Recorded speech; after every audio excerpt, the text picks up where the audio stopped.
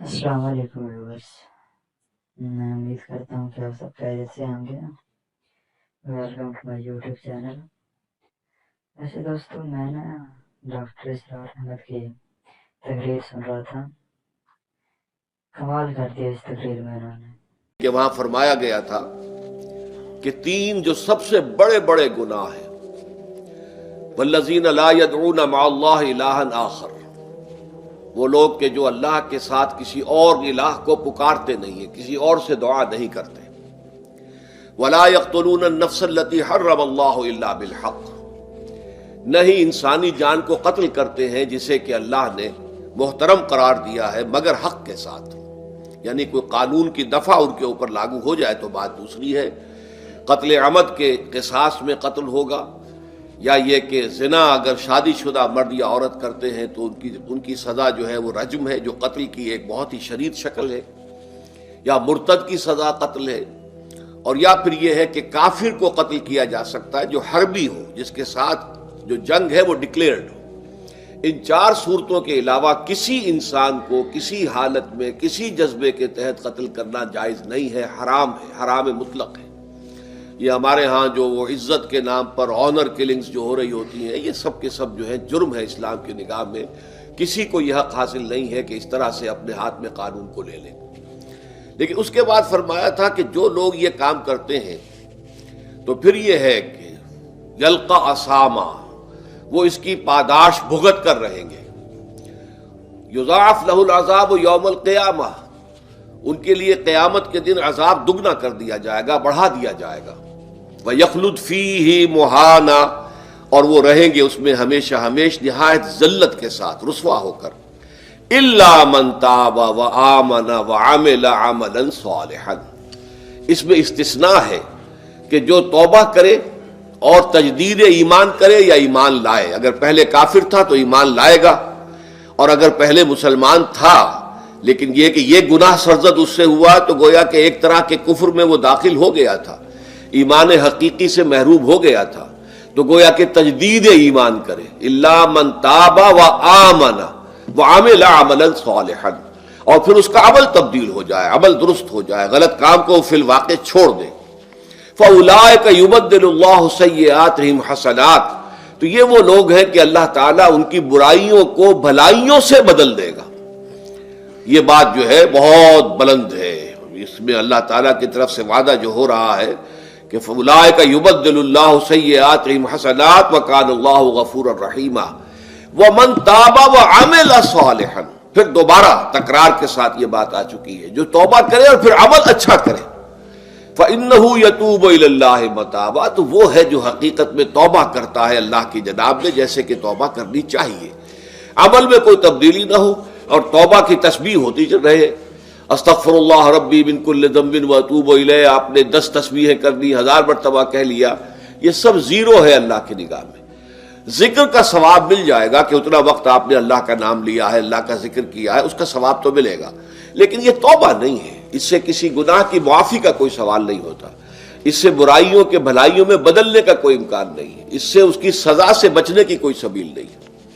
اب سورہ تحریم میں خاص طور پر ایک خاص جو پس منظر ہے اس کے اعتبار سے یہ آیت آ رہی ہے، یا ایھا الذین آمنوا توبوا الی اللہ توبۃ نصوحا، اے وہ لوگوں جو ایمان لائے ہو، اے ایمان کے مدعیوں، دعوے داروں، توبہ کرو اللہ کی جناب میں، لیکن وہ توبہ خالص ہونی چاہیے، توبۃ نصوحا۔ اس سورہ مبارکہ کے پس منظر کو نوٹ کیجئے تو اس میں ایک خطا اجتہادی کہہ لیجئے حضور سے ہو گئی تھی صلی اللہ علیہ وسلم، اگرچہ وہ خطا جانب خیر میں تھی، اچھے کام کے لیے تھی، برے کام کے لیے نہیں تھی، کہ آپ نے اپنی ازواج مطہرات کی دل جوئی کے لیے ایک شے جو اللہ کی طرف سے آپ کے لیے حلال تھی اس کو استعمال نہ کرنے کی قسم کھا لی، تو اس پر حضور کو روکا گیا، یا ایھا النبی لم تحرم ما احل اللہ لک تبتغی مرضات ازواجک، اے نبی کیوں آپ اپنے اوپر حرام ٹھہراتے ہیں وہ شے جو اللہ نے آپ کے لیے حلال قرار دی ہے؟ کیا آپ اپنی بیویوں کی رضا جوئی کے لیے ایسا کر رہے ہیں؟ واللہ غفور الرحیم، اللہ غفور ہے، رحیم ہے، اللہ نے آپ کی اس خطا سے درگزر کیا ہے، لیکن قد فرض اللہ لکم تحلۃ ایمانکم، اللہ تعالیٰ نے راستہ تمہارے لیے کھول دیا ہوا ہے کہ ایسی قسموں کو کھولا جا سکتا ہے جس کے لیے کہ سورہ مائدہ کے اندر کفارہ دے دیا گیا. تو گویا کہ حضور کو یہاں حکم دیا جا رہا ہے کہ آپ اپنی اس قسم کا کفارہ دیجئے قسم کا، اور یہ جو قسم ہے اس کو کھول دیجئے. نمبر 2 پہ پھر 2 ازواج مطہرات کا معاملہ آیا کہ حضور نے ایک راز کی بات کہی ایک زوجہ محترمہ سے، لیکن انہوں نے وہ راز جو ہے وہ دوسری زوجہ محترمہ کو پہنچا دیا جن میں زیادہ آپس میں قریبی تعلق تھا. تو گویا کہ یہ بھی ایک طرح سے خیانت ہو گئی، اس لیے کہ راز جو ہے وہ تو ایک امانت ہوتا ہے، اور خاص طور پر عائلی زندگی میں میاں بیوی کے درمیان کے جو معاملات ہوتے ہیں وہ تو بہت ہی رازداری پر مبنی ہوتے ہیں. اس لیے ان میں سے کوئی چیز جو ہے جس کو خاص طور پر کہا گیا ہو کہ یہ ایک راز کی بات ہے جو تم سے کہہ رہا ہوں، کسی اور سے کہنا نہیں ہے، تو اس میں جو غلطی ہوئی ہے وہ بھی ایک بڑی غلطی تھی حضرت عائشہ صدیقہ رضی اللہ تعالی عنہا ان کی. تو ان دونوں کے پس منظر میں پھر تیسری بات آئی کہ اہل ایمان اگر تم غافل ہو اپنے اہل و عیال کی طرف سے اس اعتبار سے کہ ان کا کردار کیسا بن رہا ہے، وہ اللہ کے بندے ہیں یا کوئی غلطیاں کر رہے ہیں، خطا کر رہے ہیں، تو دیکھو یہ تم ان کے ساتھ جو ہے وہ محبت نہیں کر رہے، عداوت کر رہے ہو. اس لیے کہ تمہاری اس نرمی، تمہاری اس شفقت اور ان محبت کے اندر اس درجے بڑھ جانا کہ اس میں اللہ تعالیٰ کے جو حرام کردہ امور ہیں ان میں بھی تم ملوث ہو جاؤ، تو یہ گویا کہ در حقیقت تم اپنے آپ سے بھی دشمنی کر رہے ہو اور ان سے بھی دشمنی کر رہے ہو. اپنے آپ سے دشمنی کر رہے ہو کہ تمہاری عاقبت خراب ہوگی، ان سے دشمنی کر رہے ہو کہ ان کی اگر تربیت غلط ہو جائے گی تو گویا کہ وہ جہنم کا نوالا بنیں گے. اب اس 3 چیزوں کے پس منظر میں فرمایا جا رہا ہے یا ایھا الذین آمنوا توبوا الی اللہ توبۃ نصوحا، اے ایمان والو، اے ایمان کے دعوے دارو، اللہ کے جناب میں توبہ کرو، لیکن توبہ خالص نصوحا. پہلی بات تو یہ جانیے، میں نے بھی یہ یقیناً پہلے بھی عرض کیا ہوگا لیکن دہرانے میں کوئی حرج نہیں ہے، عربی زبان میں یہ 2 الفاظ بہت قریب ہیں، آبا یعوب اوبن اور تابا یتوب توبن یا توبتن. آبا یعوب اوبن بھی ہوتا ہے واپس لوٹنا، لیکن یہ ہے کسی یعنی مادی چیز کی طرف سے واپس لوٹنا. ایک ہے تابا یتوب توبن یا توبتن، وہ کسی فعل سے، معنوی چیز سے پلٹ آنا، لوٹ آنا. چنانچہ ایک بڑی پیاری جو دعا حضور صلی اللہ علیہ وسلم مانگا کرتے تھے، آپ کی مسنون دعاؤں میں سے ہے، جب آپ سفر پر گئے واپس گھر آئے تو گھر میں داخل ہوتے ہوئے آئبونا تائبونا لربنا حامدون،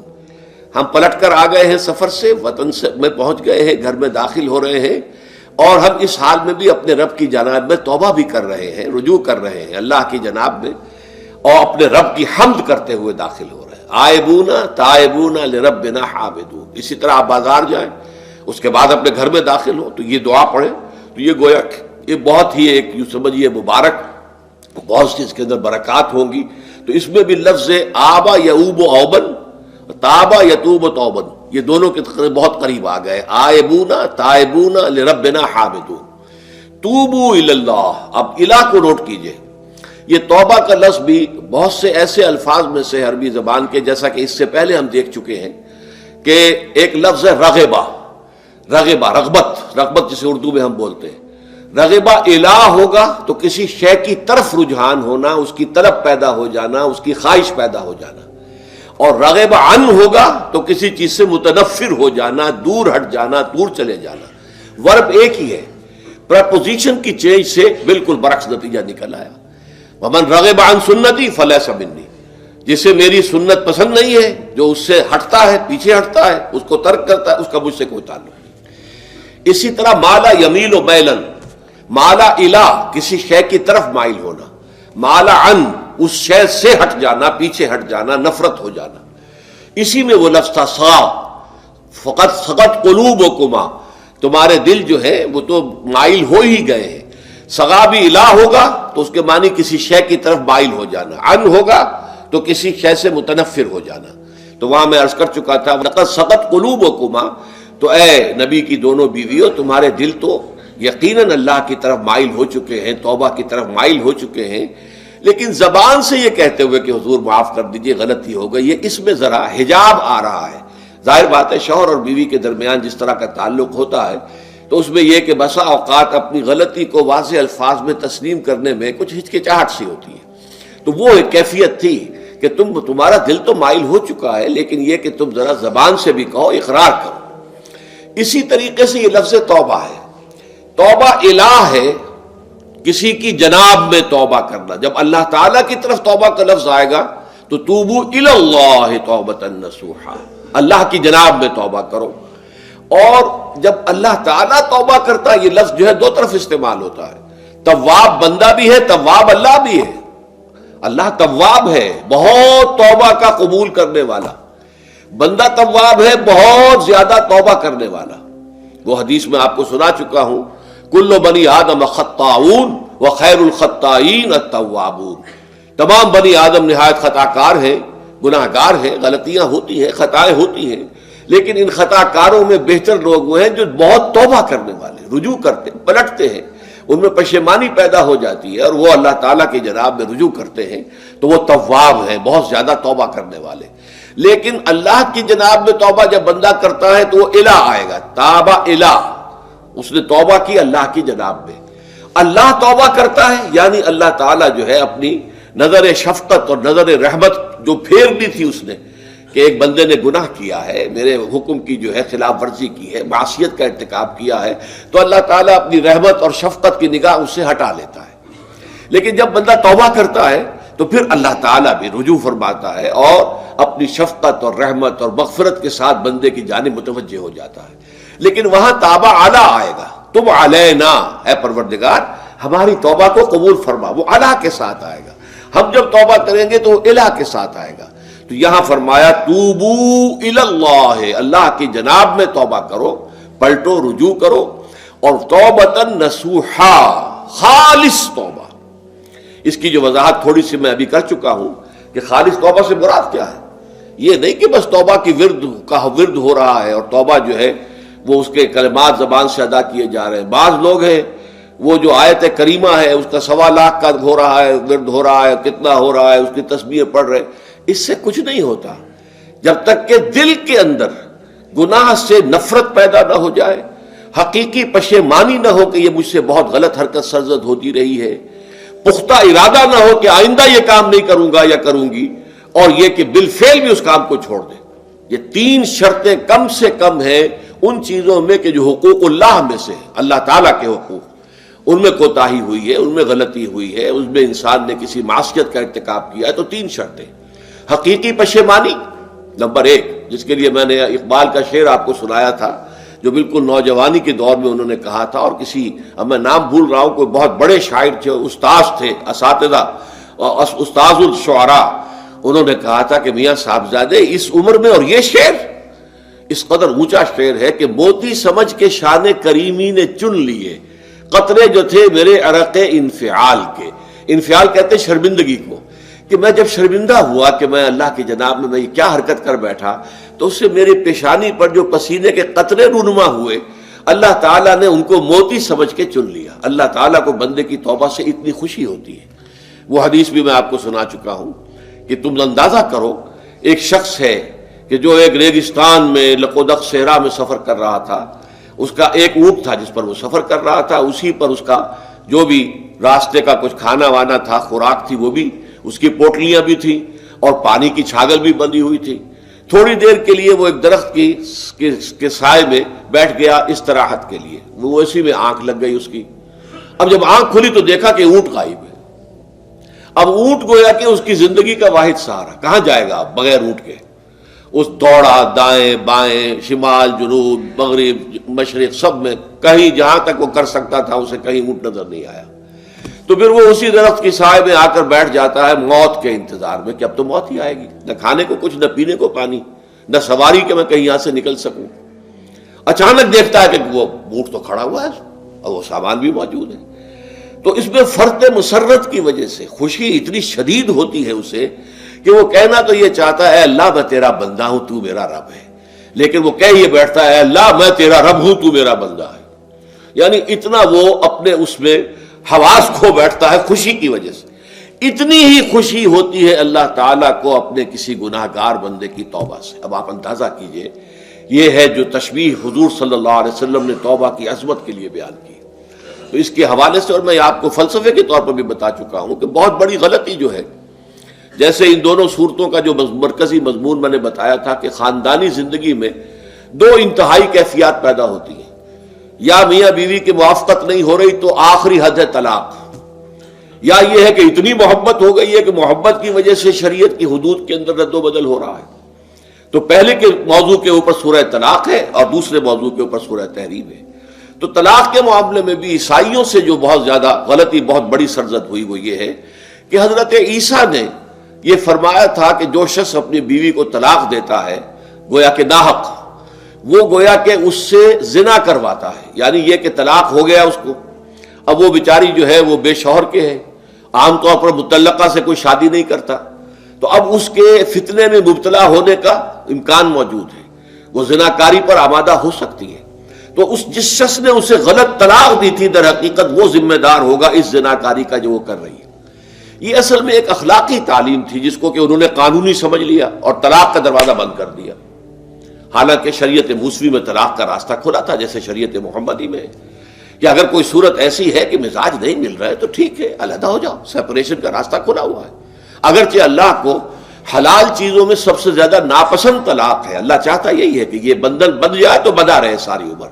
لیکن یہ کہ یہ بھی نہیں ہے کہ گھر کے اندر چخ چخ ہوتی رہے، چپکلش چلتی رہے، گھر کے اندر چین نہ رہے، راحت نہ رہے، باہمی اعتماد نہ ہو اور پھر بھی وہ بندھن بندھا رکھا جائے، اس کا کوئی فائدہ نہیں۔ تو قانون وہ تھا لیکن اخلاقی تعلیم یہ تھی، جیسے حضور نے فرمایا ابغض الحلال عند اللہ الطلاق، لیکن ساتھ ہی میں نے وہ حدیث بھی آپ کو سنا دی کہ جو شخص اپنی بیوی کی جو بھی اس کی روش ہے اس سے سخت نالا ہے، شکایتیں کرتا پھرتا ہے دوسروں سے، طلاق نہیں دیتا، تو اللہ تعالیٰ اس کی دعا سنتا ہی نہیں کہ جب میں نے تمہارے لیے راستہ کھلا ہوا تھا وہ تم اختیار نہیں کر رہے۔ تو یہی معاملہ در حقیقت عیسائیوں نے اس حد تک بڑھایا کہ حضرت آدم اور حوا سے جو خطا ہو گئی تھی وہ خطا جو ہے وہ تو ہر انسان دنیا میں جو آتا ہے تو خطا کار ہے، وہ اپنے آباء و اجداد، اپنے اماں حوا اور اپنے ابا آدم کی خطا لے کر اپنے ساتھ پیدا ہو رہا ہے، تو گناہ گار ہے۔ Man is sinful from the very birth. اب اس کا کیا علاج ہو؟ پھر وہ تو اس کا علاج ڈھونڈا کہ اللہ نے اپنا اکلوتا بیٹا زمین پر بھیج کر اور اسے ان لوگوں کی طرف سے کفارہ بنا لیا کہ جو ہمارے اس بیٹے پر ایمان لے آئے۔ یہ سارا عقیدہ بناء فاسد علی الفاسد کیوں ہوا؟ کہ توبہ کے بارے میں تصور ان کا غلط ہو گیا۔ اللہ قرآن مجید نے واضح کیا کہ غلطی تو ہوئی تھی حضرت آدم و حوا سے، شیطان کے بہکانے میں آ گئے تھے،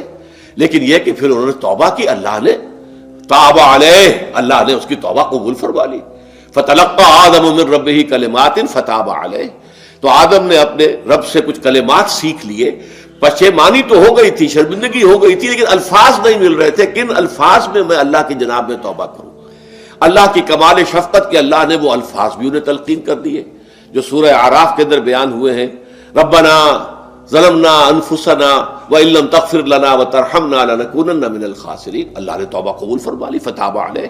اب جو بچہ پیدا ہو رہا ہے نسل آدم کا، وہ کوئی اپنے جد امجد جو ہے حضرت آدم اور حضرت حوا کے گناہ کی پوٹ لے کر نہیں آتا ہے، وہ تو کل مولود یولد علی الفطرہ، فطرت الاسلام پہ پیدا ہوتا ہے۔ تو توبہ کی در حقیقت جو عظمت اور حقیقت ہے ہمارے دین میں، اس کو نہ سمجھنے سے بھی بہت بڑی غلطیاں لوگوں سے ہو جاتی ہے، اور تاریخ انسانی میں اتنی بڑی بڑی غلطیاں ہوئی ہیں۔ طلاق کے معاملے میں بھی عیسائیوں نے پھر یہ کیا کہ سوائے اس کے کوئی شکل نہیں ہے کہ بیوی زناکار ہو تو پھر تو طلاق ہو جائے گی، سیپریشن ہو جائے گی، لہذا جو طلاق دینا چاہتے تھے وہ ایسے مواقع پیدا کرتے تھے کہ بیوی زنا کرے، یا یہ کہ جھوٹی گواہیاں فراہم کرتے تھے زناکاری کی اور پھر اس سے چھٹکارا حاصل کرتے تھے۔ اس کے بغیر چھٹکارا حاصل کرنے کی کوئی شکل نہیں تھی۔ اس پر بڑے بڑے افسانے جو ہیں وہ مغربی لٹریچر کے اندر آپ کو ملیں گے کہ عورت سے نجات پانے کے لیے انہیں پھر یہ کرنا پڑتا تھا کہ جھوٹے طور پر جھوٹا الزام تہمت لگا کر اس کے اوپر زنا کا الزام ثابت کرے، یا یہ ہے کہ اسے واقعتاً خود ایسے حالات میں ڈال دے کہ وہ زانیہ بن جائے اور پھر اس سے نجات حاصل۔ یہ گویا کہ پھر وہی بناء فاسد علی الفاسد، ایک غلط بات کے اوپر دوسری غلط بات کا۔ تو توبوا الی اللہ توبۃ نصوحا، توبہ کرو اللہ کی جناب میں جو کہ خالص توبہ۔ خالص توبہ میں 3 شرائط میں نے بیان کر دی کہ اگر اللہ کے حقوق میں معاملے میں کبھی بیشی ہوئی ہے تو پھر یہ ہے کہ پشیمانی حقیقی، عزم مصمم دوبارہ نہیں کروں گا نہ کروں گی، اور نمبر 3 یہ کہ ایک مرتبہ اس گناہ کو لازماً چھوڑ دینا۔ اس کے بعد جو ہے اگر یہ حقوق العباد میں سے ہے تو ایک چوتھی اضافی شرط ہے، یا تو اس کی تلافی کرو، اس کا پیسہ مارا تھا تو پیسہ دو، بہن کا حق جو ہے وراثت میں کھایا تھا تو اس کو ادا کرو، یا اس سے معافی حاصل کرو۔ یا پھر ایک شکل ہو سکتی ہے کہ اگر وہ فوت بھی ہو گیا ہے، اب کوئی شکل نہیں ہے، اس کی طرف سے صدقہ و خیرات کرتے رہو، اللہ یہ میں کر رہا ہوں اس کے حساب میں اس کو جمع کر دے،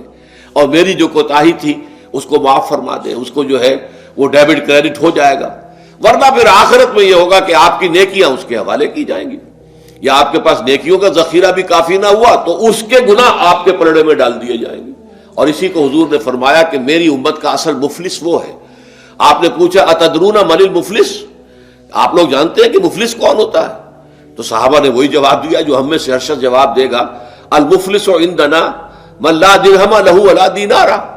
ہمارے نزدیک ہم مفلس اس کو کہتے ہیں جس کے پاس درہم و دینار نہیں ہے، روپیہ پیسہ نہیں ہے۔ حضور نے فرمایا نہیں، میری امت کا مفلس وہ ہوگا جو قیامت کے دن حاضر ہوگا، بہت سی نمازوں کی وہ پنڈ لے کر آئے گا، وہ گٹھڑی لے کر آئے گا، گٹھڑا لے کر آئے گا، اور روزوں کا اور اس کا اور حجوں کا اور عمروں کا، لیکن وقد شتم ھذا واکل مال ھذا، اس نے مال کھایا تھا فلاں کا حرام طریقے سے، فلاں کو گالی دیتی تھی، فلاں پر تہمت لگائی تھی، حقوق العباد کے اندر جو ہے اس کی عزت پر حملہ کیا تھا، وہ سارے مدعی جمع ہو جائیں گے۔ اللہ تعالیٰ کسی سے کہے گا بھائی تم اس کی نمازیں لے جاؤ، کسی سے کہے گا اس کے روزے لے جاؤ، اچھا تم لو حج لے جاؤ، اس کے عمرے لے جاؤ، اور اس کے بعد بھی مدعی باقی ہوں گے، تو اب مدعیوں کے گناہ اس کے پلڑے میں ڈالے جائیں گے، اور پھر وہ دوسروں کے گناہوں کے بوجھ تلے دب کر جہنم میں جھونک دیا جائے گا۔ تو یہ حقوق العباد کے اندر معاملہ اس سے بھی کہیں زیادہ سخت ہے کہ جو حقوق اللہ کا ہے۔ اللہ تو بڑا غفور ہے، رحیم ہے، اس کے اندر وہ رعایت بھی کرے گا، لیکن حقوق العباد کا معاملہ اللہ کہہ دے گا یہ میرا معاملہ ہے ہی نہیں، یہ تمہارا آپس کا معاملہ ہے، تمہیں اس میں تو جو بھی ہے لین دین کر کے ہی معاملہ چکانا ہوگا، دے دے کر معاملہ ہوگا، اس کے بغیر نہیں۔ تو توبوا الی اللہ توبۃ نصوحا عسى ربکم ان یکفر عنکم سیئاتکم، عین ممکن ہے، عسى اصل میں امید دلانے کے لیے ہوتا ہے، شاید کہ ایسا ہو جائے، لیکن جب اللہ کی طرف سے یہ لفظ آتا ہے تو یہ یقینی معنی، یقینی وعدے، اللہ کا وعدہ ہے، اگر تم یہ توبہ نصوح کرو گے تو اللہ کا وعدہ ہے تم سے کہ وہ تم سے تمہاری برائیوں کو دور کر دے گا۔ یہ تکفیر کے لفظ کو بھی سمجھ لیجئے، کفر کا اصل معنی ہے چھپا دینا، دبا دینا، اسی لیے گناہ کا کفارہ ہوتا ہے۔ آپ سے گناہ ہو گیا، آپ نے کفارہ دے دیا تو گناہ چھپ گیا، دب گیا، اس کے اثرات زائل ہو گئے، وہ آپ کے نامہ اعمال سے اس کو ختم کر دیا جائے گا۔ یہ ہے کفارہ، کفارہ۔ کفار جمع ہے کافر کی، کافر جو ہے وہ حق کو چھپاتا ہے، اللہ کی دعوت جو دی جا رہی ہے اس کو دباتا ہے، تو اس معنی میں وہ کافر ہے، انکار کرتا ہے۔ لیکن یہ کہ ایک کفران نعمت ہے، کسی نے آپ پر احسان کیا ہے اور آپ اس کا احسان نہیں مان رہے، آپ کے لیے دل میں اس کے لیے کوئی احسان بندی کے جذبات پیدا نہیں ہوئے، تشکر کا جذبہ پیدا نہیں، یہ کفران نعمت ہے۔ تو تکفیر اس کو بھی کہتے ہیں، تکفیر اسے بھی کہتے ہیں مسلمان امت میں سے کسی کو نکال دینا، اس لیے کہ وہ بنیادی عقائد میں علیحدہ ہو گیا ہے، تو یہ پرجنگ ہے، یہ بھی تکفیر ہے۔ تو تکفیر اعمال کیا ہے کہ برے اعمال کو دھو دے گا تمہارے نامہ اعمال سے، اور نمبر دو تمہارے دامن کردار سے بھی دھو دے گا، جو غلطیاں تمہارے اوپر چلی آ رہی تھی، اتنے عرصے تک تم کرتے رہے ہو، تمہارا کردار جو ہے اس سے مقدر ہو گیا ہے، اس کے اندر جو ہے خرابی پیدا ہو گئی ہے، تو اللہ اس کو بھی دھو دے گا۔ تو دنیا میں بھی تکفیر کا اثر ہوگا کہ انسان کی اصلاح ہو جائے گی، اس کی سیرت و کردار جو ہے صحیح رخ پر آ جائیں گے، اور آخرت میں یہ ہے کہ اس کا جو اعمال نامے میں جو گناہ درج تھا وہ وہاں سے صاف کر دیا جائے گا، محو کر دیا جائے گا۔ یہ تکفیر دو گناہ ہے، اور اس میں جو ہم سورہ الفرقان میں پڑھ کر آئے ہیں وہ اس سے بھی اگلی بات ہے، اولئک یبدل اللہ سیئاتہم حسنات، جہاں گناہ کا اندراج تھا وہاں اب نیکی کا اندراج ہو جائے گا، تمہاری سیرت و کردار میں جو گناہ کا پہلو تھا وہ اب نیکی کے پہلو میں بدل جائے گا۔ یہ تکفیر گویا کہ دنیا میں بھی اور آخرت میں بھی۔ عسیٰ ربکم، امید ہے اور اللہ کا وعدہ ہے کہ وہ تم سے تمہاری برائیوں کو دور کر دے گا۔ مطلب یہ کون انسان ہے جو برائی سے بالکل پاک ہے؟ کل بنی آدم خطاؤن وخیر الخطائین التوابون۔ توبہ کرو، توبہ نصوح کرو، اللہ تعالیٰ دھو دے گا، تمہارے دامن کردار سے بھی داغ اور دھبے صاف کر دے گا، اور تمہارے اعمال نامے سے بھی۔ وَيُدْخِلَكُمْ جَنَّاتٍ تَجْرِي مِن تَحْتِهَا الْأَنْهَارُ، اور تمہیں داخل کرے گا ان باغات میں جن کے نیچے یا جن کے دامن میں ندیاں بہتی ہوں گی۔ یوم لا یخزی اللہ النبی والذین آمنوا معہ، وہ دن کہ جس دن اللہ رسوا نہیں کرے گا نہ نبی کو اور نہ ان کو جو ان کے ساتھ ایمان لائے۔ ان کے ساتھ ایمان لانے، ظاہر بات ہے انبیاء کے رسوا ہونے کا تو کوئی سوال ہی نہیں، یہاں اس کا ذکر جو ہے وہ تو صرف بطور تذکرہ کر دیا گیا، ورنہ اصل کیا ہے، جو نبی کے ساتھ ایمان لائے. اور نبی کے ساتھ ایمان لانے والوں میں درجہ اول کے لوگ وہ ہیں جو صحابہ کرام ہیں، جو حضور کے زمانے میں تھے، حضور کے ساتھ دیا انہوں نے اپنے جان و مال سے حضور کے مشن کو تقویت پہنچائی، جہاں حضور کا پسینہ گرا وہاں اپنی خون کی ندیاں بہا دی، اپنی جانیں دے دی، تو وہ ہیں اولین. لیکن اللہ تعالی ہمیں بھی ان میں شامل کرے، اس لیے کہ جیسے کہ سورہ بقرہ کی جو آخری سے پہلی آیت ہے اس کے اندر بیان فرمایا گیا کہ آمن الرسول بما انزل الیہ من ربہ والمؤمنون، ایمان لائے رسول محمد صلی اللہ علیہ وسلم اس چیز پر کہ جو ان کے اوپر ان کے رب کی طرف سے نازل کی گئی، اور ایمان لائے صاحب ایمان، وہ صاحب ایمان سب کے سب شامل ہو جائیں گے. تو قیامت کے دن اللہ تعالیٰ رسوا نہیں کرے گا، یوم لا یخزی اللہ النبی والذین آمنوا معہ، جس دن کہ اللہ تعالیٰ رسوا نہیں کرے گا نہ اپنے نبی کو صلی اللہ علیہ وسلم اور نہ ہی ان کو کہ جو ان کے ساتھ ایمان لائے. اور یہ آخرت کی رسوائی جو ہے بہت بڑی رسوائی ہے. دنیا کی رسوائی انسان جو ہے اس کو بہت ہلکا سمجھے، آخرت کی رسوائی بہت بڑی ہے. پوری خلق خدا جہاں جمع ہوگی، پوری انسانیت جمع ہوگی، تمام آدم سے لے کر